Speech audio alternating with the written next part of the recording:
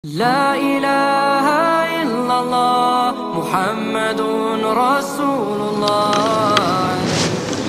Assalamualaikum warahmatullahi wabarakatuh.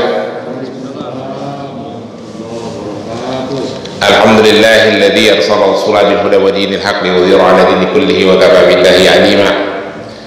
Asyhadu an la ilaha illallah wahdahu la syarika lah wa asyhadu anna sayyidina Muhammadan abduhu wa rasuluh. Allahumma salli wa sallim wa barik ala sayyidina Muhammadin wa ala alihi wa ashabihi wa man tabi'ahu ila yaumiddin. Rabbi ishrah li sadri wa yassir li amri wahlul 'uqdatam min lisani yafqahu qawli, amma ba'd. Para jemaah sekalian, puji dan syukur kita panjatkan kehadirat Allah Subhanahu wa taala atas semua limpahan nikmat dan rahmat yang diberikan kepada kita. Alhamdulillah, Allah berikan kesehatan dan kelapangan waktu kepada kita sehingga kita bisa berkumpul di masjid yang kita cintai ini untuk melaksanakan salat subuh berjamaah, melanjutkan itikaf kita di dalam masjid untuk mengikuti kajian yang insya Allah memperkaya pengetahuan kita. Salawat dan salam kita berharap selalu tercurah kepada junjungan Nabi besar Muhammad sallallahu alaihi wasallam, untuk keluarganya, untuk para sahabat, untuk para tabi'in, untuk para tabi'ut tabi'in, untuk para ulama, dan untuk seluruh umatnya. Insyaallah kita semua yang ada di masjid ini akan mendapatkan syafaat di yaumul akhir nanti. Amin ya rabbal alamin. Para jamaah sekalian, hari-hari ini masjid-masjid dan majelis-majelis taklim sedang membahas segala hal yang berhubungan dengan Palestina, dan kita juga ikut membahas. Bahkan ada saya diminta berbicara di beberapa masjid, mereka setiap ahad bicaranya Palestina terus secara berseri untuk meningkatkan pengetahuan kaum muslimin tentang konflik yang terjadi di tanah Palestina supaya pemahaman kita tidak simpang siur, ya. Tapi saya melihat di Indonesia ini memang pemahamannya masih simpang siur. Bahkan di channel-channel YouTube saya lihat masih banyak sekelas ustadz, sekelas dai itu yang tidak mengupdate ilmunya. Ustadz-ustadz di channel-channel YouTube itu masih sering ngomong Yahudi di Palestina itu keturunan Nabi Yakub alaihi salam, masih ngomong begitu aja. Mudah-mudahan umat jamaah atau udah nggak ada yang ngomong begitu lagi ya. Yahudi itu keturunan Nabi Yakub, ketinggalan zaman banget ilmunya kalau masih ngomong begitu, ya. Ini ustadz masih ada yang ngomong begitu, ketahuan ilmunya tidak diupdate. Saudara-saudara sekalian, di Indonesia agen-agen Mossad dan agen-agen CIA memframing itu dua hal mengenai konflik Yahudi dan umat Islam di Palestina. Perhatikan di acara YLC dan acara-acara lain. Yang pertama, mereka mengatakan itu bukanlah konflik Yahudi dengan Islam, itu bukanlah konflik agama, ya, bukan konflik agama Yahudi dan agama Islam. Oke, kita anggap itu bukan konflik agama. Mereka mengatakan itu adalah konflik antara orang Israel sama orang Palestina, ya, supaya tidak mendapat dukungan dan simpati dari orang Indonesia, karena kalau udah konflik agama otomatis orang Indonesia akan mendukung kan kaum muslimin di Indonesia. Oke, clear. Seandainya kita terima bukan konflik agama, itu bukan konflik Yahudi dengan Islam, itu adalah konflik Israel sama Palestina. Tetapi itu pun karena orang Indonesia mempunyai hubungan emosional dan mempunyai hubungan historis sesama Arab dengan orang Arab, terutama pada saat Indonesia merdeka, yang mendukung mayoritas itu adalah orang Arab. Raja Faruk Mesir pertama kali tanda tangan, pemimpin-pemimpin masyarakat Palestina memberikan dukungan, pemimpin-pemimpin Libanon memberikan dukungan. Maka kita punya hubungan emosional dan mempunyai hubungan historis dengan Timur Tengah, dengan Arab. Lalu framing itu dirubah lagi. Tadi dikatakan itu bukan perang Yahudi dan Islam, itu perang Israel sama Palestina. Lalu dirubah lagi, Palestina itu bukan Arab, Jadi seolah-olah kita tidak perlu mendukung kalau Palestina bukan Arab. Sekarang saya bertanya kepada bapak-bapak sekalian, Palestina itu Arab bukan Pak? Palestina Arab bukan? Tidak penting Pak Palestina itu Arab apa bukan. Dan memang Palestina itu bukan Arab, sebagian bukan Arab. Tidak penting, karena kita tidak melihat Arabnya, kita melihat ada orang Islam yang dizolimi. Karena kalau kita berpikir Arab, kita mendukung, memberikan simpati penuh kepada penindasan orang Islam di Myanmar. Kita memberikan simpati penuh kepada penindasan orang Islam di Uighur, China. Itu kan bukan Arab. Jelas tidak? Clear ya? Tidak penting Palestina bukan Arab atau Arab ataupun bukan Arab. Mari kita lihat sejarah. Sekarang kita buka wacana kita dulu Pak. Yang namanya Timur Tengah, Middle East, yang terbentang dari Afrika Utara sampai ke Asia Tengah, dari Maghribi, dari Maroko, Aljazair, Mesir, Libya dan seterusnya, sampai ke Iran, sampai ke Turki, itu Middle East, Timur Tengah. Apakah itu semuanya Arab? Bukan Pak. Arab itu hanya sebagian saja yang mendiami semenanjung Arab, Hijaz dan sekitarnya, termasuk Yaman, lalu sebagian wilayah Syam, termasuk Palestina, Damaskus, Suriah, Libanon, Yordan, dan Palestina. Itu pun hanya sebagian orang Arab. Jadi harus clear ya Pak. Orang Arab di Timur Tengah itu hanya ada di semenanjung Arab, termasuk Yaman dan sebagian wilayah Syam. Syam itu berarti Suriah, Jordan, Libanon, Palestina, termasuk sebagian Irak, itu Syam. Ya, sedikit orang Arab. Orang Arab itu keturunan Nabi Saleh alaihi salam dari jalur Sam bin Nuh. Ya. Sementara Palestina orang Arab bukan. Mari kita lihat sejarah. Peristiwa penghuni tanah Palestina itu sudah ada sejak 8.000 tahun sebelum Masehi. Bukti-bukti arkeologi di kota Jericho menunjukkan bahwa tanah Palestina itu dihuni 8.000 tahun sebelum Masehi. Berarti sebelum banjir Nuh sudah ada orang di Palestina. Sudah pasti bukan orang Arab. Kenapa? Karena Arab itu turunannya dari jalur Sam bin Nuh, menurunkan Nabi Soleh dan seterusnya.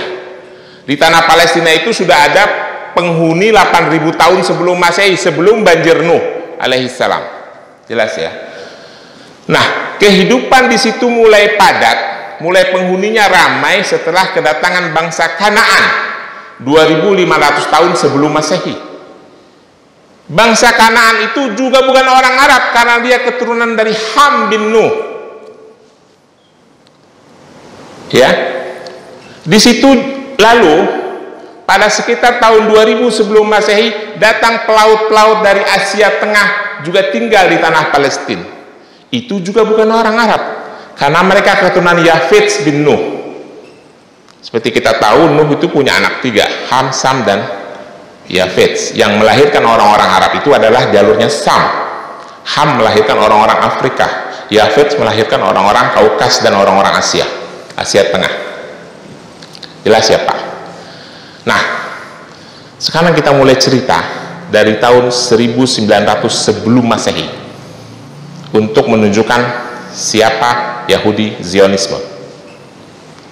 Pada tahun 1900 sebelum Masehi, Ibrahim alaihissalam datang dari Irak ke Palestina. Ya, Ibrahim itu bukan orang Palestina, maka keturunannya bukan orang Palestina, mereka orang Irak. Datang dari Irak ke Palestina karena Ibrahim dimusuhi oleh penguasa Irak, raja di Irak, lalu raja di Babilonia, raja Namrud, lalu datang ke Palestina, menetap di Palestina. Seperti kita tahu Ibrahim punya anak 2 dari 2 istri, Ishak dan Ismail. Ismail lahir duluan, Ismail dibawa ke Mekah sama ibunya. Lalu Nabi Ismail dan keturunannya berasimilasi, menikah dengan orang-orang Arab dari Yaman. Kabilah dari Yaman datang yang tujuannya mereka sebetulnya ingin ke Syam berdagang, tetapi mencari mata air dan ketemu di Mekah, lalu mereka menetap di Mekah, dan disitulah lahir orang-orang Quraisy dari Ismail alaihissalam. Ishak alaihissalam bersama ibunya tetap ada di Palestina. Lalu Nabi Ishak melahirkan Nabi Yakub alaihissalam di tanah Palestina. Ingat ya, berarti Yakub bukan orang Palestina, karena kakeknya datang dari Irak. Nabi Yakub alaihissalam pada saat menjalankan risalah kenabian juga mendapat tekanan dari penguasa Palestina pada masa itu. Nah, Nabi Yakub alaihissalam punya istri 4. Istri yang pertama namanya Laila, yang kedua namanya Bilhah, yang ketiga namanya Zilfa, yang paling cantik namanya Rachel. Laila itu punya anak 6, namanya Ruben, Simeon, Lewi, Yehuda, Issakhar, dan Zebulan. 6 anaknya. Bilha punya anak 2, anaknya namanya Dan dan Naftali. Zilfa punya anak juga 2, anaknya namanya Gad dan Asher. Yang paling bungsu istrinya, istri yang nomor 4 yang paling cantik namanya Rachel, punya anak 2, Benyamin dan Yusuf alaihissalam. Jadi Nabi Yakub itu punya anak 12, yang akhirnya menjadi 12 suku Bani Israel, yang dijelaskan oleh Allah dalam surah Al-Baqarah ayat 60. Nanti buka di rumah, ketika Nabi Yakub, Nabi Musa alaihissalam diperintahkan untuk mengetok batu, keluar 12 mata air, sehingga setiap suku tahu tempat minumnya, kata Allah. Jelas ya? Jadi Nabi Yakub punya 12 anak yang melahirkan 12 suku Nabi Bani Israel. Nah, Yakub alaihissalam dengan 4 istrinya dan 12 anaknya hijrah ke Mesir dari Palestina. Hijrah ke Mesir. Maka dari itu Yakub alaihissalam disebut dengan sebutan Israel.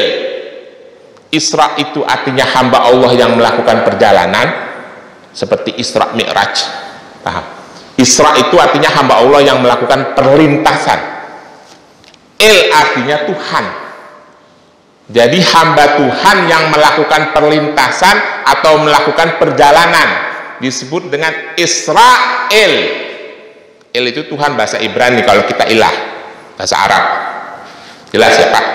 Jadi istilah Israel itu sebutan untuk Nabi Yakub alaihissalam.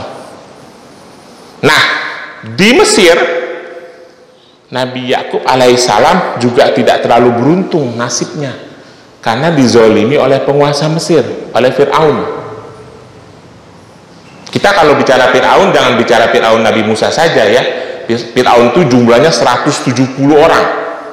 Dari zaman sebelum Musa, dari zaman sebelum Yakub, sampai di akhir-akhir kerajaan Herodes, ketika sampai Kleopatra, zaman 6 tahun sebelum Masehi, itu jumlahnya 170 orang Fir'aun. Salah satunya adalah Fir'aun yang Musa, yang Ramses. Dimusuhi oleh Fir'aun, bahkan istrinya yang paling cantik, si Rachel, diambil sama Fir'aun. Karena istrinya paling cantik itu Rachel, makanya pantas Nabi Yusuf paling ganteng, karena ibunya yang cantik. Jelas ya Pak? Nah, ya Israel, Bani Israel, kalau kita bilang Bani Israel itu berarti keturunan Nabi Yakub yang 12 suku tadi. Bani Israel itu hidup teraniaya di Mesir, karena mereka orang pendatang. Maka Allah subhanahu wa ta'ala mengutus Musa alaihissalam pada tahun 1300, kurang lebih tahun 1300-an sebelum Masehi. Itu diabadikan oleh Allah dalam surah Al-A'raf ayat 129, ketika Bani Israel mengadu kepada Musa alaihissalam. Qalu ya Musa udhina an ta'tina ta'tiyana min qabli an ji'tana wa min udhina an ta'tiyana wa min ba'di ma ji'tana. Yahudi Bani Israel berkata, ya Musa, kami ini teraniaya dari sebelum engkau datang, min qabli an ta'tiyana wa min ba'di ma ji'tana, sampai setelah engkau datang. Apa jawaban Musa, Pak? Qala, Musa berkata, asa rabbakum ayuhlika aduwakum wa yastakhlifakum fil ardi falyanzura kaifa ta'malun. Nanti Bapak buka surah Al-Quran ayat surah Al-A'raf ayat 129 ya. Ini jawabannya Musa rada-rada aneh. Musa, maksudnya Allah yang menjawab melalui lisannya Musa alaihissalam. Musa menjawab, asa rabbakum ayyuhlika aduwakum wa yastakhlifakum fil ardi falyanzura kaifa ta'malun. Ketika Bani Israel mengeluh, kami ini dianiaya Musa. Dari sebelum engkau datang kepada kami sampai engkau diutus menjadi nabi, menjadi rasul, kami tetap dianiaya. Lalu Musa menjawab, ya mudah-mudahan asa Tuhanmu menghancurkan musuh-musuhmu. Setelah itu nanti kita lihat apa yang kalian lakukan. Itu maknanya apa, Pak? Dalam ilmu tafsir itu kalimat ancaman, Pak. Karena Allah tahu nih Bani Israel kurang ajar. Seperti kita punya teman, orangnya kurang ajar sama kita. Dia minta tolong. Gue minta tolong dong, gue lagi susah nih, gue tolongin lu. Kita lihat aja kira-kira lu bakal berbuat apa. Kayak kurang ikhlas gitu, Pak. Itu dalam kalimat tafsir li tahdid namanya. Allah mengatakan, falyanzura kaifa ta'malun. Oke, ntar gue tolong lu, gue bebasin lu, gue hancurin musuh-musuh lu, gue jadiin lu pemimpin di muka bumi, tapi gue lihat lu kira-kira bakalan jadi apa nanti. Kira-kira begitu kalau bahasa orang Betawi. Kalimat yang sama diucapkan oleh Allah, difirmankan oleh Allah kepada umat Rasulullah ketika Rasulullah hijrah ke kota Madinah. Tapi narasinya tidak seperti itu, Pak. Surah An-Nur ayat 55. Wa'adallahu alladhina amanu minkum wa amilus shalihat liyastakhlifannahum fil ardi kama stakhlafal ladzina min qablihim wa la yumakkinanna lahum dinnahum alladzi irtada lahum wa la yubaddilanahum min ba'di khaufihim amna. Allah malah bilang kalau pada saat umat Islam mengeluh tentang keadaannya, Allah langsung mengatakan, Allah menjanjikan kepada orang-orang yang beriman dan beramal soleh di antaramu untuk menjadi pemimpin di muka bumi seperti orang-orang sebelum kalian, maka dan Allah akan menetapkan Islam sebagai agamamu, mengganti rasa takut dan rasa khawatirmu dengan rasa aman, maka mengabdilah kepadaku dan jangan menyekutukan aku dengan apapun. Itu Allah tegas. Dan Allah pada saat menyampaikan narasi itu menunjukkan rasa kasih sayangnya kepada umat Islam. Ya'budunani la tusyriquna bi syai'an, kalimatnya Allah dalam surah An-Nur ayat 55. Kalau di kalimat surah Al-A'raf ayat 129 yang ditujukan kepada Yahudi, Allah bilang falyanzura kaifa ta'malun. Gue bantu lu, gue jadiin lu khalifah, tapi kita lihat apa jadinya nanti. Kira-kira begitu. Jelas ya, Pak? Nah, lalu Musa alaihissalam mendapatkan wahyu untuk membawa Bani Israel keluar dari Mesir menuju tanah Palestina. Lalu dibawalah orang-orang Bani Israel itu. Seperti yang kita tahu di dalam sejarah dan banyak ayat-ayat Al-Quran yang menjelaskan itu. Dalam proses hijrah itu pun Bani Israel melakukan beberapa kali pembangkangan terhadap Musa alaihissalam sampai nyembah anak sapi. Ini udah susah nih, udah ngeluh nih. Udzina min qabli an ta'tiyana wa min ba'di ma ji'tana. Dia ngeluh nih, kami ini dianiaya dari sebelum engkau datang sampai setelah engkau datang. Oh, udah kalau gitu saya tolongin Anda semua. Pada saat proses pertolongan itu pun mereka membantah terus pada Musa, bahkan membantah kepada Allah. Akhirnya Allah murka, disesatkan orang-orang Bani Israel itu di Padang Tih. Padang Tih modern itu sekarang adalah Gurun Sinai. Gurun Sinai itu luasnya 60.000 km persegi. Diameternya dari Mesir, pinggiran Mesir sampai masuk ke pinggiran kota Gaza itu lebarnya kira-kira 650 km. Kira-kira jarak dari Jakarta ke Surabaya. Itu mereka tidak bisa tembus, Pak. 40 tahun mereka muter-muter aja di situ. 40 tahun muter-muter di situ. Mungkin Gurun Sinai itu kurang lebih luasnya sebesar Pulau Jawa kali, yang nggak nyampe. Tapi nggak bisa tembus 40 tahun muter-muter di situ, disesatkan oleh Allah. Karena selalu murka. Yang paling Allah benci adalah Allah jelaskan dalam surah Al-Maidah ayat 24. Ketika mendekati Palestina sebelum mereka disesatkan, mereka disuruh masuk ke Palestina, itu pun mereka tidak mau masuk. Mereka udah susah nih di Mesir, dianiaya sama Fir'aun, diselamatkan. Pada proses penyelamatannya mereka membantah Musa, bahkan mereka ingkar menyembah anak sapi. Udah mau masuk, masih tidak mau masuk juga. Bani Israel bilang, qalu inna lan nadkhulaha abada madamu fiha fashhab anta wa rabbuka faqatilaha huna qa'idun. Bani Israel bilang, ya Musa, sungguh kami tidak akan masuk selamanya ke Palestina, karena dia takut ada keturunan Ut bin Unuk, bangsa raksasa yang menguasai tanah Palestina sebagian. Kata Bani Israel, fashhab anta wa rabbuka, udah lu jalan aja sendiri Musa sama Tuhan lu, hahuna qa'idun, dan kami di sini diem aja. Kurang ajar ya Bani Israel. Udah diselamatin, begitu mau masuk bilang, kamu aja jalan sama Tuhanmu, kami di sini aja berdiri, duduk diam. Qa'idun artinya duduk. Kami orang-orang yang berdiam diri, nggak mau masuk. Kurang ajar itu, Pak. Ya. Akhirnya Allah sesatkan dia. Bani Israel tidak bisa masuk ke Palestina sampai Musa wafat. Jadi klaim-klaim agamis, saya mau kasih tahu ya, klaim-klaim agamis Yahudi bahwa itu adalah tanah yang dijanjikan, itu otomatis tertolak.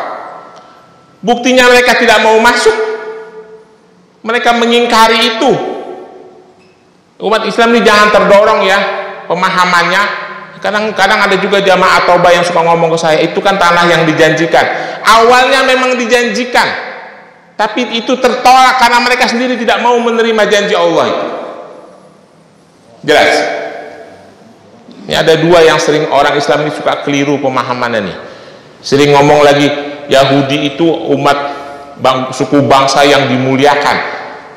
Karena mengutip surah Al-Baqarah ayat 47. Wa anni fadaltukum alal alamin. Itu maksud ayat itu adalah aku banyak memberikan nikmat kepadamu, bukan memuliakan kamu atas seluruh alam. Salah pemahaman lagi, orang Islam itu sering salah pemahamannya. Jadi seolah-olah kita membangga-banggakan Yahudi. Yahudi itu tidak lebih hebat dari kita, Pak, asal dipahami ya. Cuma orang Islam memang kadang-kadang suka malas belajar, malas bekerja keras, jadi ketinggalan. Oke, kita balik lagi ke situ. Akhirnya, singkat kata singkat cerita, Bani Israel baru bisa masuk ke tanah Palestina di masa Yusha bin Nun. Musa alaihissalam udah meninggal nih. Yusha bin Nun itu ada sekitar tahun 1160 sebelum Masehi. Baru mereka bisa masuk. Tetapi itu pun 150 tahun dari itu terjadi kekacauan yang luar biasa. Yahudi hidup di dalam kekafiran sampai diutusnya Daud alaihissalam. Daud menggantikan Talut lalu menjadi raja. Daud berkuasa tahun 1004 sebelum Masehi sampai 963 sebelum Masehi. Kira-kira Daud menjadi raja daripada Bani Israel itu sekitar 39 tahun. Lalu dilanjutkan oleh Sulaiman alaihissalam. Sulaiman berkuasa dari 693 sebelum Masehi sampai dengan 923 sebelum Masehi. Daud berkuasa sekitar 40 tahun. Itulah masa keemasan Bani Israel. Setelah itu Sulaiman wafat. Kerajaan Sulaiman terbagi dua. Ada kerajaan Israel di sisi utara Palestina dan kerajaan Yehuda di sisi selatan Palestina. Pada abad ke-7 sebelum Masehi, kerajaan Yehuda, kerajaan Israel dihancurkan oleh bangsa Assyria. Dihancurkan sehancur-hancurnya oleh Raja Sarjun. Orang-orang Israel diusir dari tanah Palestina. Nanti dari titik itu kita akan berbicara siapa Yahudi ya. Jadi ini Bani Israel diusir sama orang Assyria keluar tanah Palestina. Pada tahun 526 kerajaan Yehuda juga dihancurkan oleh bangsa Babilonia, oleh Raja Nebukadnezar. Diusir bangsa Israel, habis. Pada waktu itu ada 40.000 orang Israel yang dibunuh oleh bangsa Babilonia. Clear, habis sudah Pak. Oke ya. Nah, lalu sisa-sisa sedikit Bani Israel yang terdiaspora di luar Palestina. Mereka mengembara di sekitar Asia Tengah.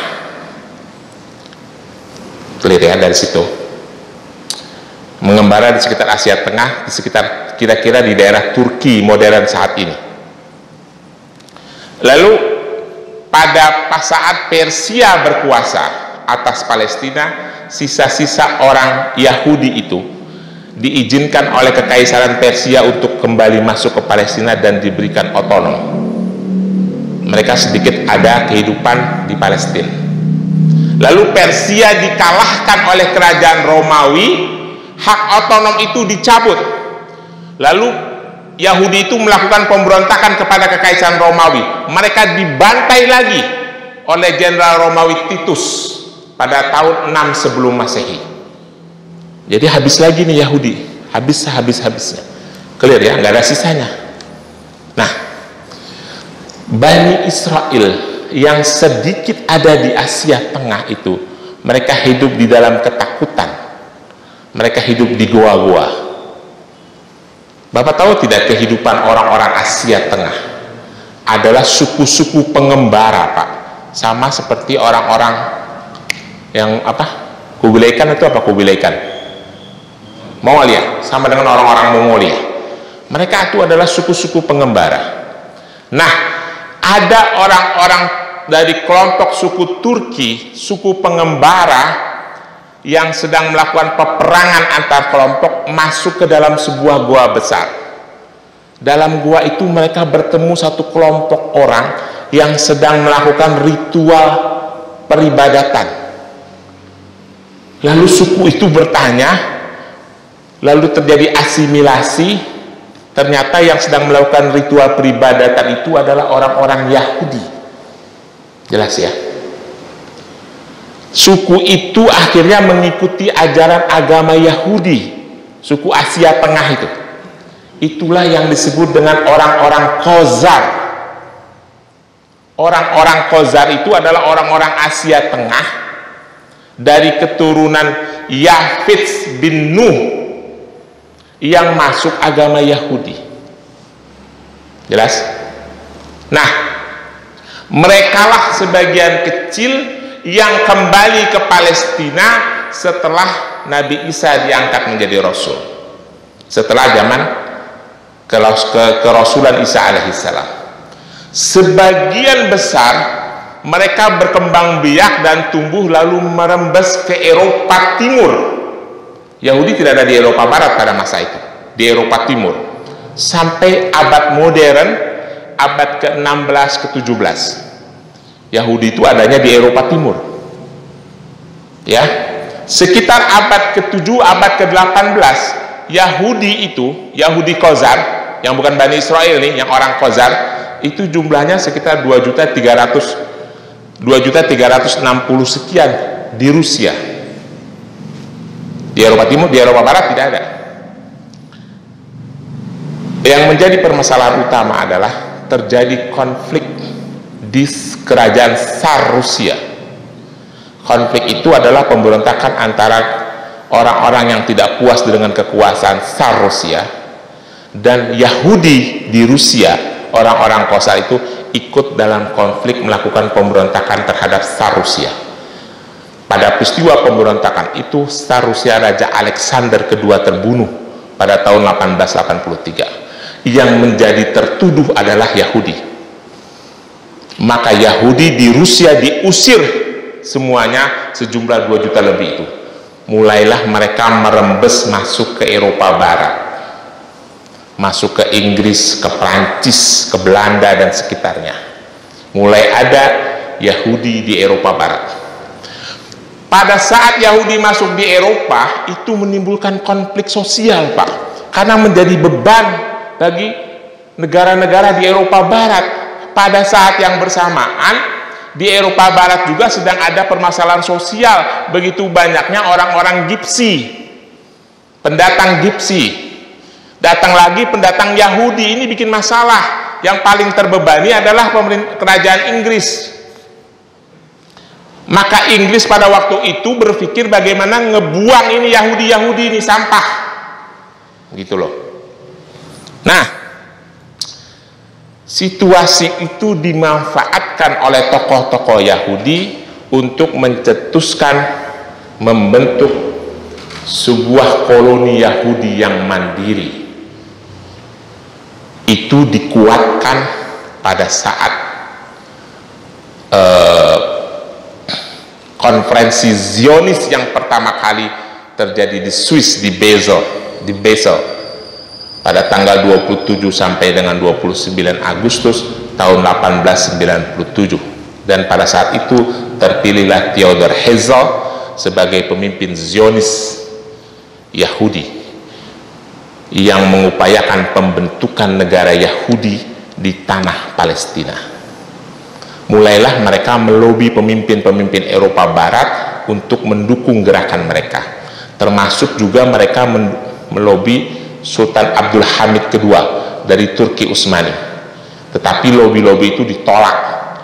Dan Theodor Herzl terlibat dalam merongrong pemerintahan Turki Utsmani dan menjatuhkan Sultan Abdul Hamid II.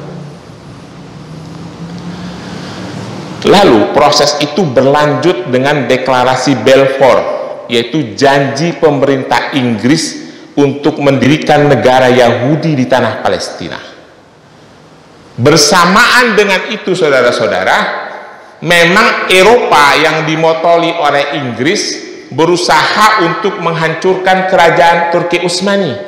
Karena menurut pandangan orang-orang Eropa, Islam ini dari masa ke masa kekuasaannya tidak pernah runtuh.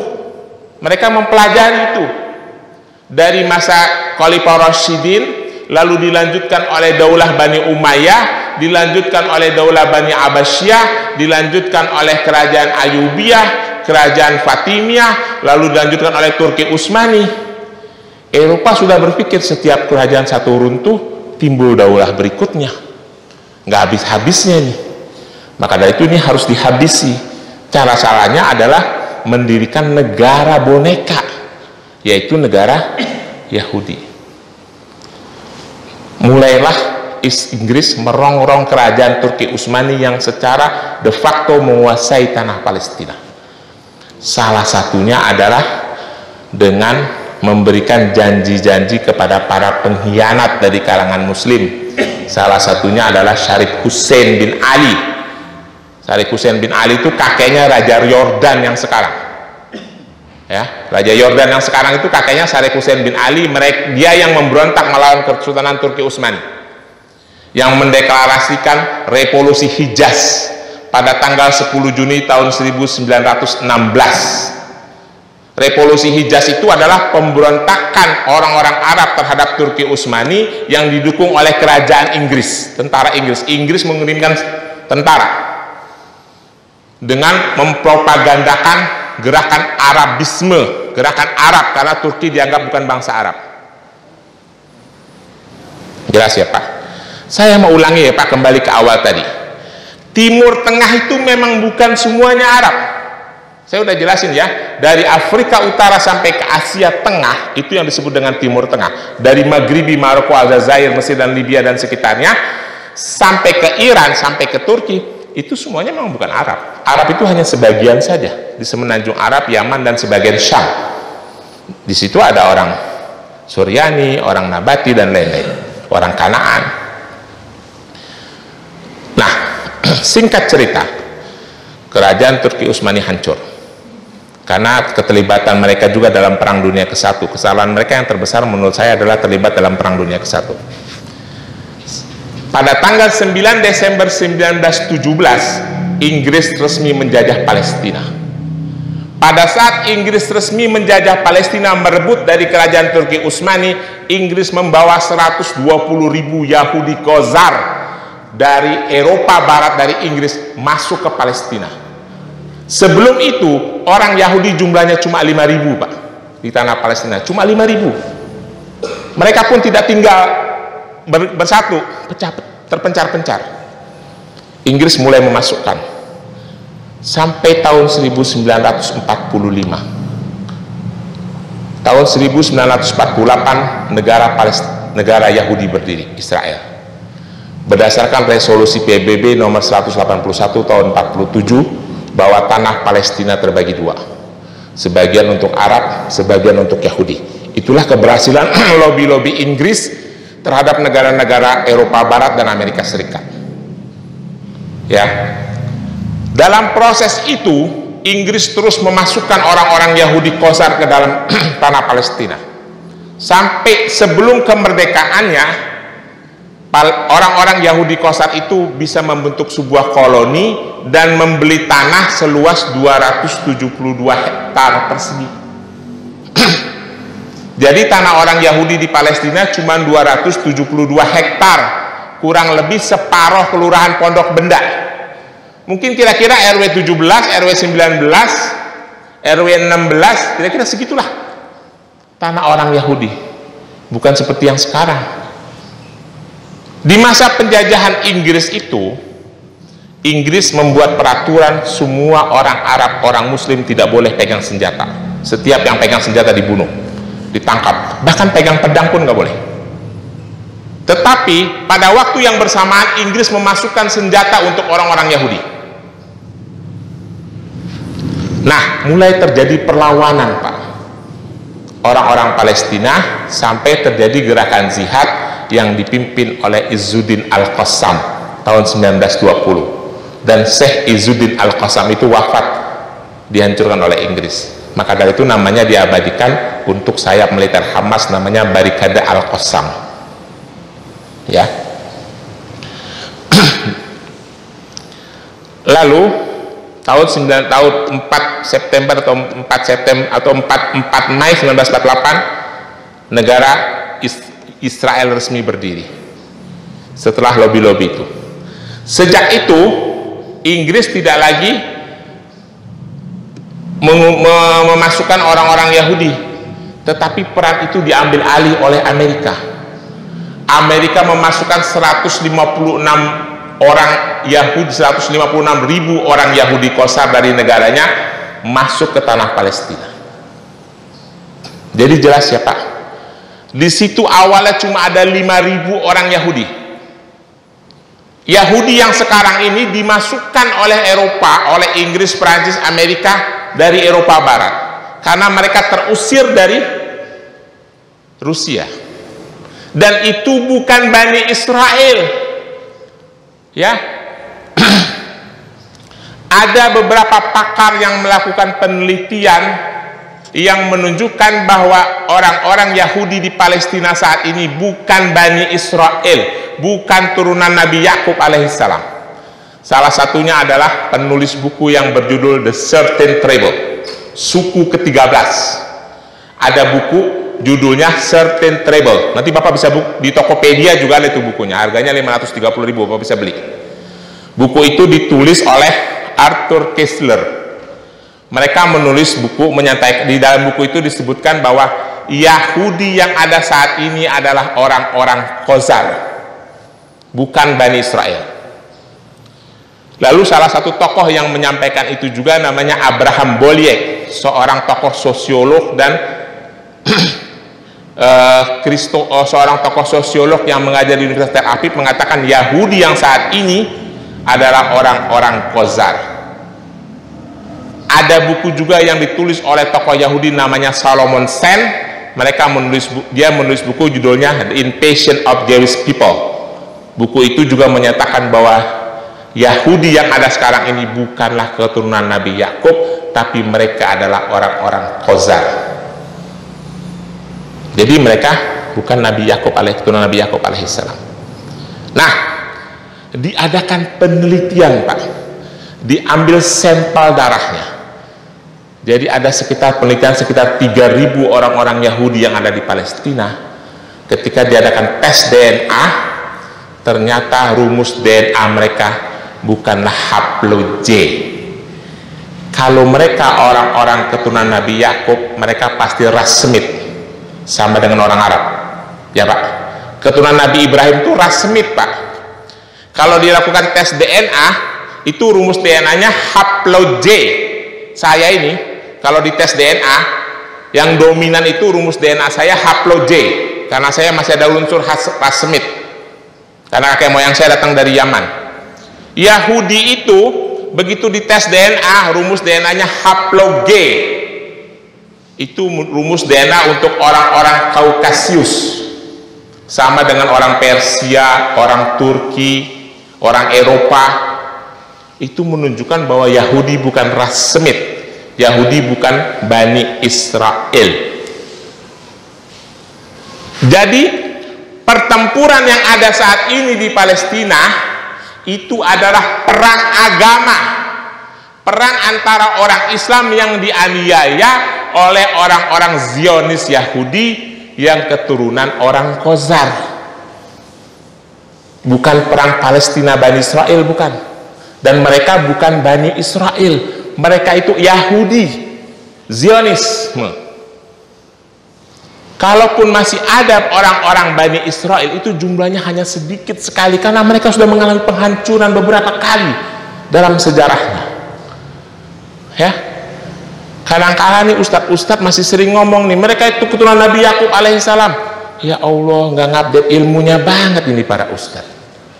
Ya, memang Palestina itu bukan orang Arab, memang bukan, jelas bukan. Karena di tanah Arab itu, di Timur Tengah itu, ada keturunan Yafet, ada keturunan Ham, ada keturunan Sam bin Nuh.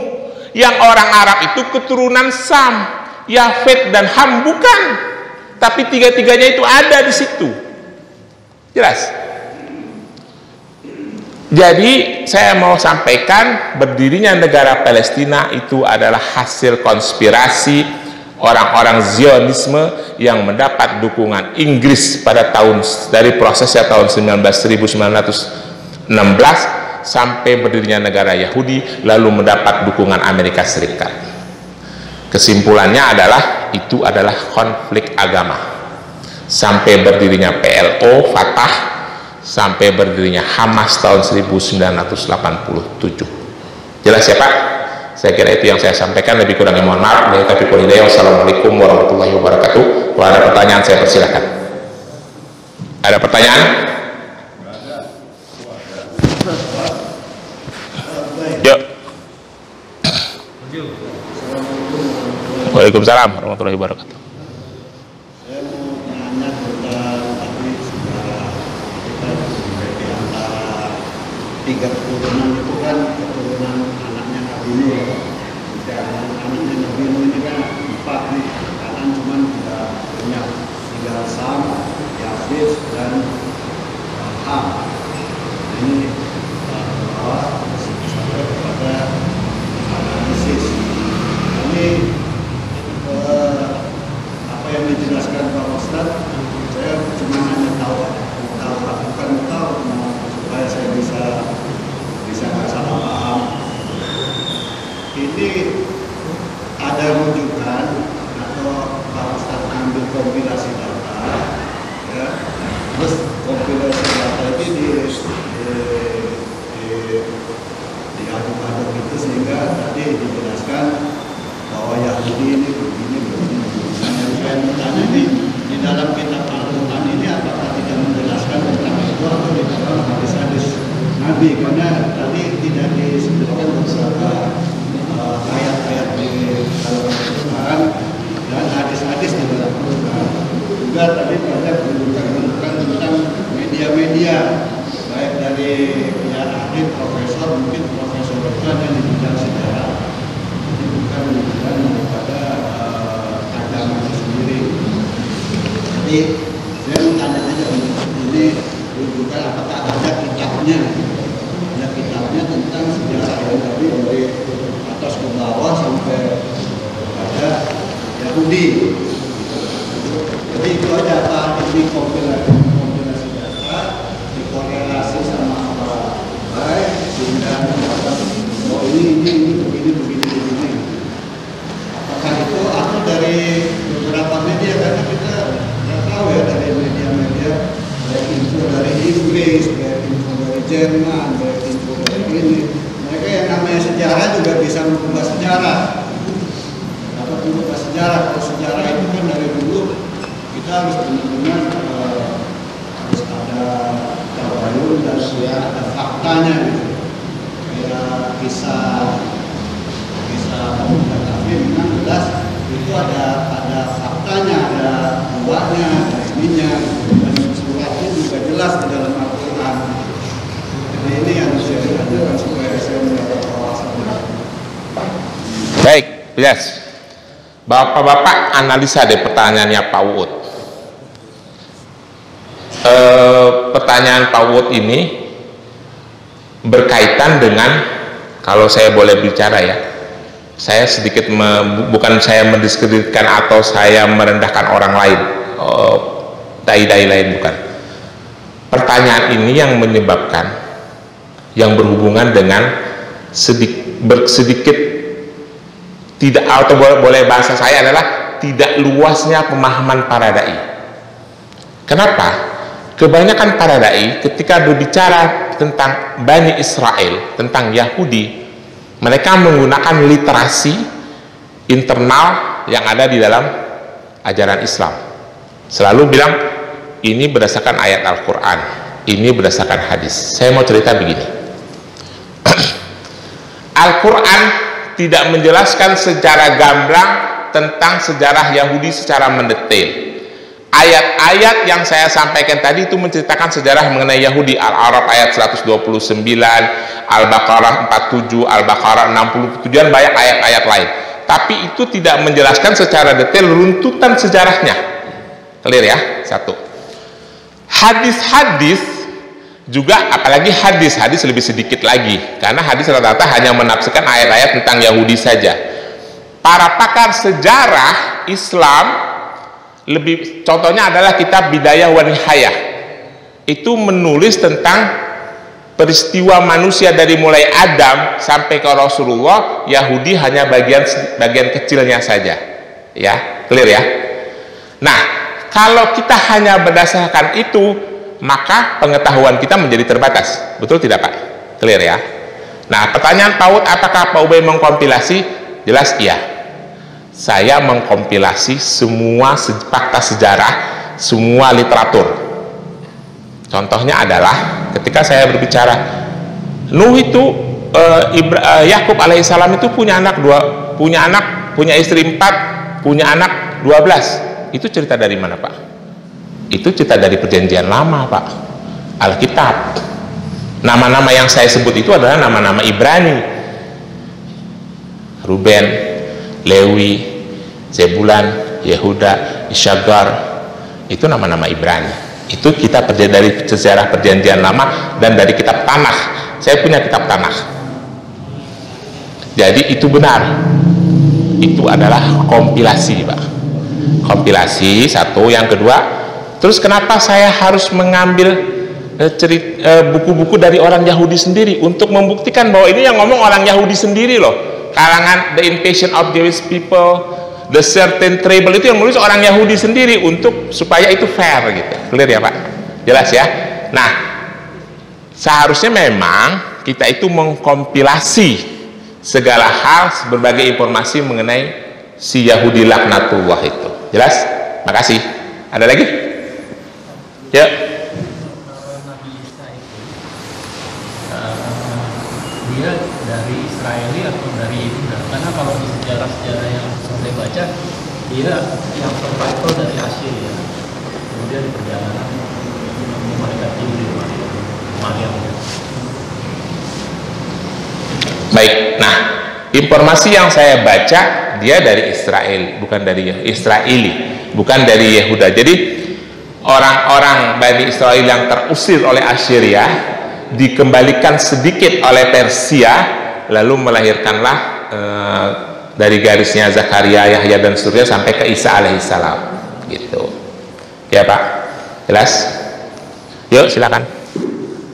Melihat daripada medsos yang terakhir-terakhir ini, seperti uang itu bahasanya menyampaikan yang peta-peta itu adalah lebih dahulu itu ada suatu keadaan Palestina dari dulu jadi kan sekarang dengan adanya suatu pendudukan itu jadi kurang benar maksudnya. Sekarang itu kan jenengan tadi katakan agama. Nah, ini artinya ini penjajahan. Penjajahan agama gitu. Saya menganggapnya itu perang agama, Pak. Bapak tahu tidak syarat perang agama dalam ajaran Islam itu? Yang pertama, nih, syarat terjadinya perang agama yang membolehkan kita untuk berjihad. Yang pertama, ada orang Islam yang dilarang dan tidak mempunyai kebebasan untuk menjalankan ibadah sesuai dengan ajaran agamanya di tanahnya. Misalnya ada orang Indonesia, ini orang Islam Indonesia, nggak usah ngomongin Palestina, di Indonesia ini ada orang Islam yang dilarang, tidak mempunyai kebebasan untuk menjalankan ibadah sesuai dengan ajaran agamanya, itu sudah masuk syarat satu perang agama, harus berjihad. Yang kedua, ada orang Islam yang terusir dari negerinya. Itu terjadi tidak Pak sama Palestina? Dua syarat itu, clear kan? Sementara ada pernyataan bahwa di tanah Palestina kan juga ada orang agama lain, ya, ada agama Nasrani, tetapi mayoritas adalah Muslim yang terhalang kebebasannya untuk menjalankan ajaran agamanya, satu. Yang kedua, yang terusir dari negerinya. Itu kota-kota, Pak. Tadinya wilayah Palestina itu luas, Pak, 27.000 km persegi. Sekarang tinggal tepi barat sama jalur Gaza, karena mau dirampasin satu persatu. Dan dunia berdiam diri, tidak melakukan apa-apa. Jelas ya Pak? Jadi itu adalah perang agama. Agama antara siapa? Antara Islam dan Yahudi, bukan Arab dengan Bani Israel, bukan Palestina dengan Bani Israel. Bani Israel udah nggak ada.